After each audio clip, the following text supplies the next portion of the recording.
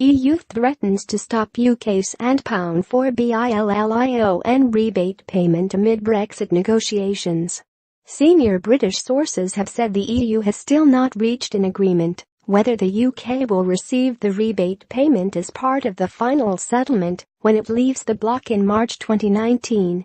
The UK rebate, which the EU sets at £53.6 billion, €60 billion, is a method that reduces the UK's contribution to the bloc's overall budget after it was secured by Margaret Thatcher in 1984. The senior sources in Whitehall told the Telegraph, "There is a problem here, and the issue over whether the EU will pay us the 2018 rebate has not been resolved." Following a heated exchange on Friday in Sweden, the EU has made clear it will continue to ramp up pressure on Theresa May to increase her offer on the Brexit bill beyond £17.85 billion, €20 billion. This comes amid the Prime Minister's best efforts to move the negotiations onto trade talks after the issue with the rebate payment is said to have been a continued distraction for the UK and EU. The European Council President, Donald Tusk, warned Britain at the Leaders' Summit that much more progress was needed on the bill, with adjustment to be made at the beginning of December at the latest. Mr. Tusk went on to mock the Brexit Secretary, David Davis, for suggesting that it was time for the EU to make some adjustments to the bill. He said, "I can say only that I really appreciate Mr. Davis's English sense of humor.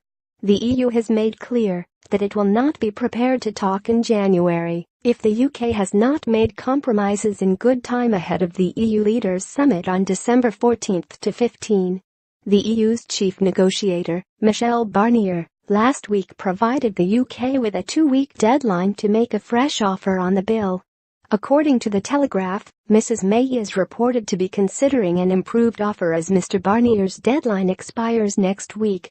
The UK has argued that, since they will not pay into the EU budget in 2019, the £4.46 billion, €5 billion payment should be netted off the final bill when it is settled on the exit.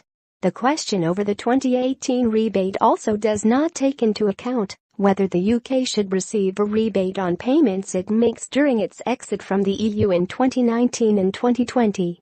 Sol Darvas, a senior fellow at the Bruegel Foundation and a leading EU budget specialist, said that a rebate for 2019 and 2020 could amount to a significant cash boost for the UK. "I can see no legal argument why the UK should not receive a rebate for 2018 when it was full EU member," he said. "The question of 2019 and 2020 is more arguable, but if the UK is contributing on the basis of full EU rules, they could certainly argue they would be entitled to a rebate too." Meanwhile, the European Union could hold back tens of billions from Italy as the Brussels attempts to bolster its coffers against Brexit, while still spending vast sums on building a military wing for the bloc.